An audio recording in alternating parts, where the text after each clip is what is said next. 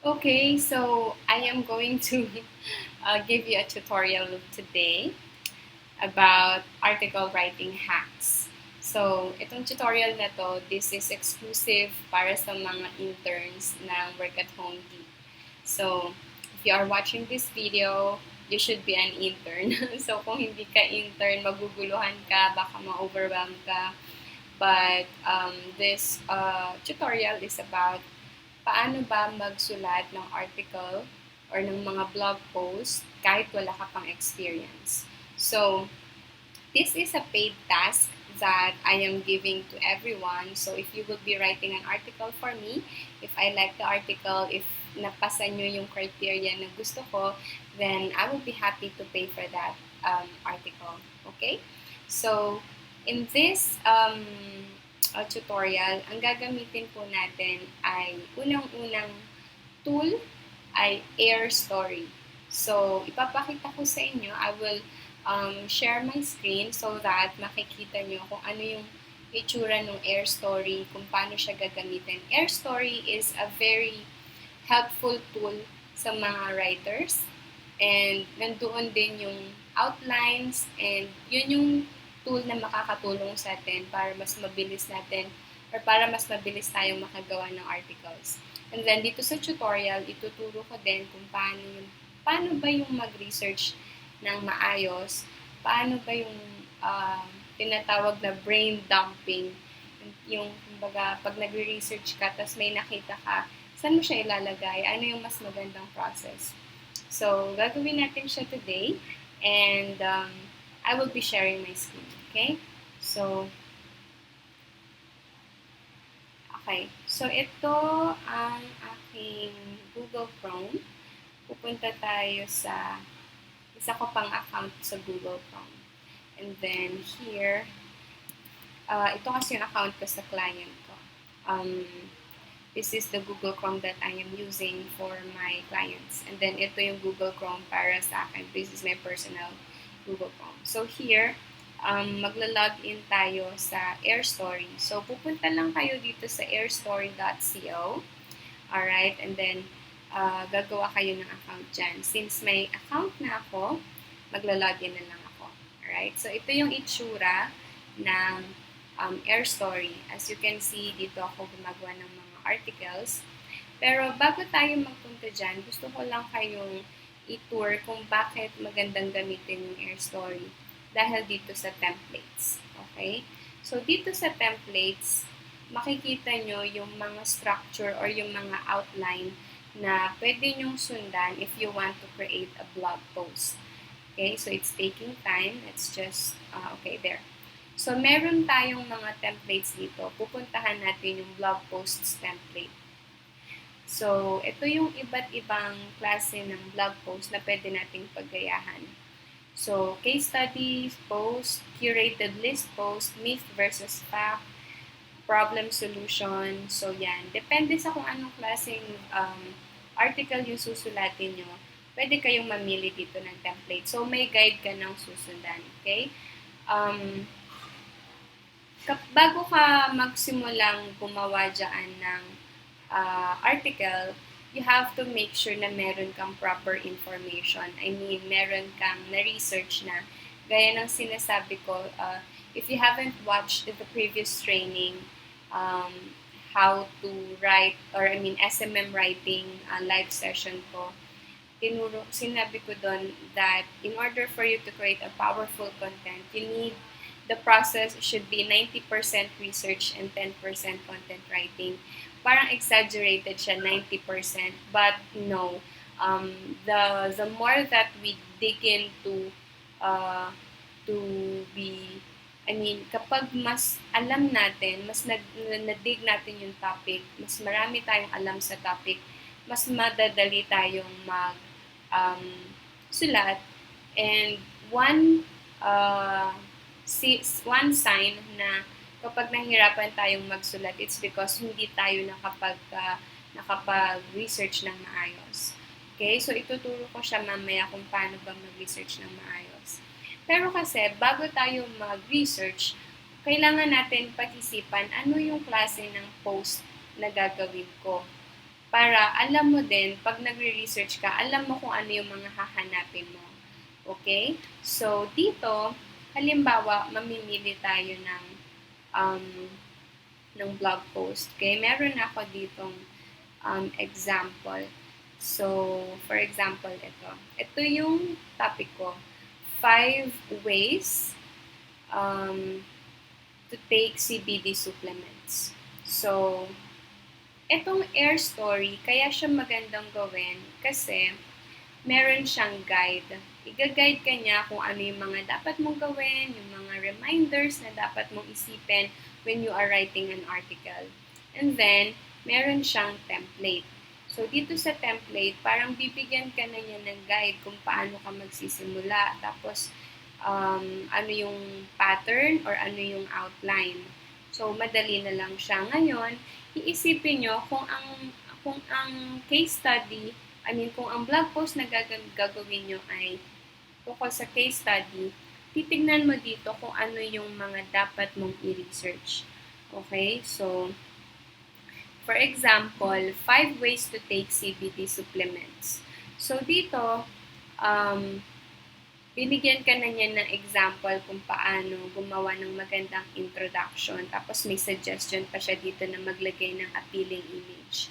And then, going back here, so may sinabi dyan na performed an action related to headline.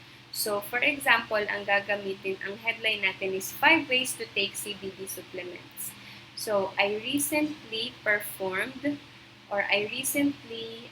come across uh, an issue that people do not know how to properly take CBD supplements. And so I decided to write about it and share what I have researched, something like that. And then expand mo siya, bakit mo siya ginawa or bakit mo siya sinulat. And then ilalagay mo doon kung ano yung importance ng CBD supplements, ano yung importance na tama yung pag-take mo sa kanya, so you have to explain it. Ngayon, sabi dyan, expand on why you perform this action. This will help you kung ano yung mga hahanapin mo sa pag nagre-research ka na. Okay? So, if you have this tool, itong notes na to, so gagawa ka ng note. Why taking CBD supplement is important. So, kapag nag-research ka na,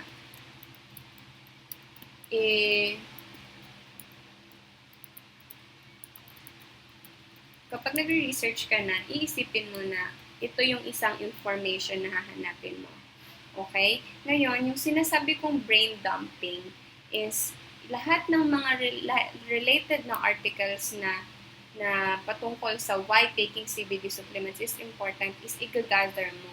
Tapos, mag-grab ka ng mga information na pwede mong makuha or pwede mong gamitin na para sa article mo. Okay?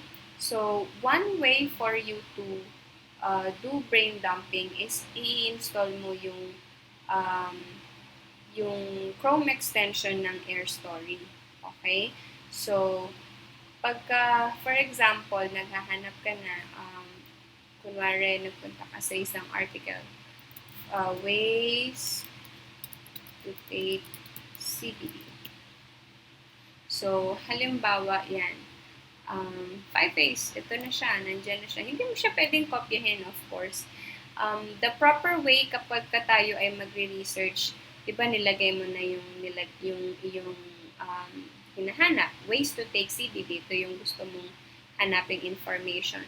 You have to look at, as much as possible, i-open mo silang lahat. Okay? Tapos, babasahin mo lang sila as mabilis lang nabasa, hindi mo yung babasahin na but just try to check all of them, and then as kapag ka nagbabasa ka na, just highlight yung mga information na sa tingin mo ay makakatulong sa'yo, importante na meron yung article mo, so open mo lang silang lahat. Okay, the goal of your article is to make sure na meron kang information na mailalagay, and therefore, yung information na ilalagay mo, para ma-sure ka na maganda yon, then you have to take a look at other articles kung ano yung mga sinusulat nila. Okay? So, kunwari ito yung article na ano na binabasa mo. So, meron dito extension si Air Story. So, pag nilagay mo dyan yung start highlighting, kapag magha-highlight ka na, for example, ito, gusto mo itong ikopyahin. Yan. So, ang gagawin mo is i-ano mo na siya, save text to Air Story. Yan. Para ma-save siya automatically, para mas mabilis. Titignan natin kung saan siya na-save. Okay? So, pupunta ka sa note library mo. Where is that? Project notes, all notes.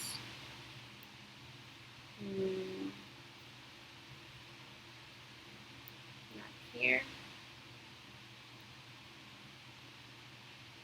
It's weird that it's not taking it, but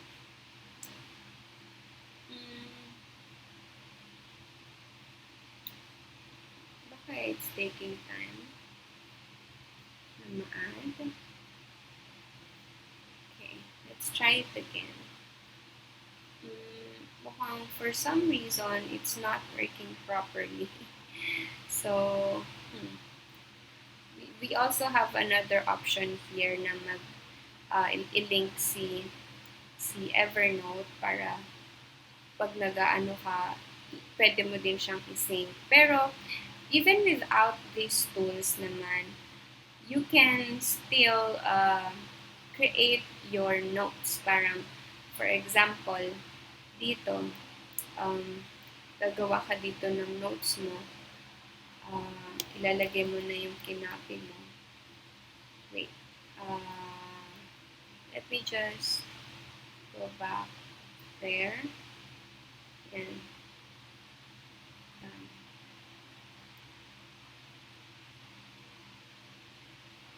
Okay, ayaw makisama ng aking browser at ng aking internet. But, dapat yan, after niyang mag-copy,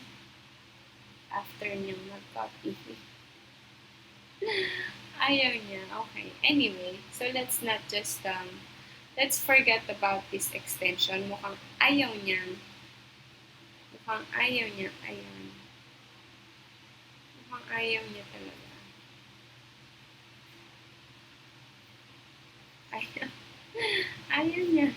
Ayaw niyang gumana. Anyway, so kunwari, ito yung article na pagbabasihan mo. So you have to grab the link. Ito yung mano-manong paggawa. Okay? So you have to grab the link.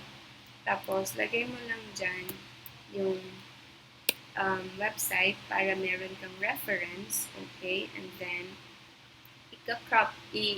ika-copy mo siya. Yan. Tapos, balik ka sa Air Story, ilagay mo siya. Sorry. Okay, ayaw niya nang mag-cancel. Okay, ayaw niya nang mag-cancel. Okay, ayan. So, balikan lang natin.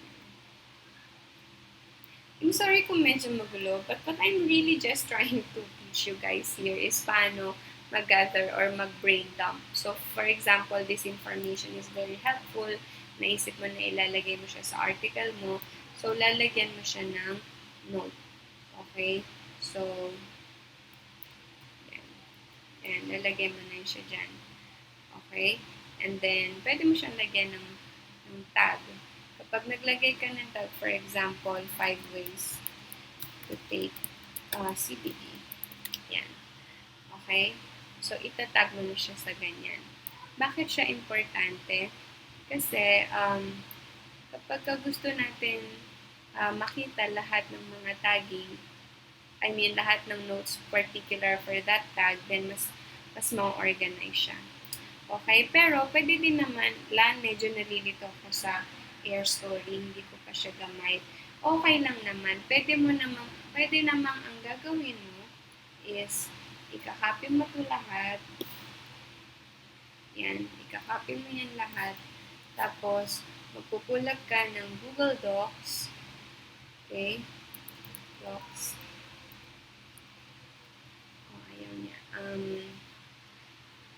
So, pupunta tayo sa Google Docs.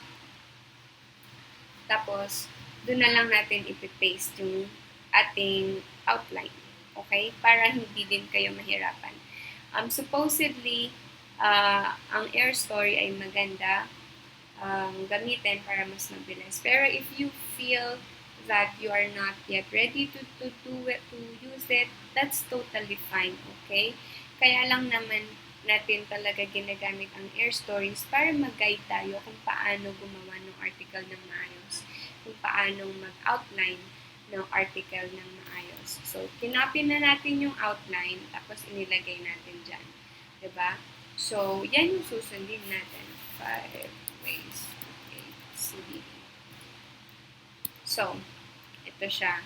Dito ka na mag-iisip ano yung mga ilalagay mo, tapos tapos na tayo dito, no? So, nag-expand na tayo bakit importante yung mag-take ng CBD. So, yan yung ilalagay mo dyan. And then, after starting kung ano yung ginawa mo, I wanted to think about how to get blah, blah, blah. So, these are just suggestion, okay? These are suggestion kung paano mo gagawin yung flow ng article mo.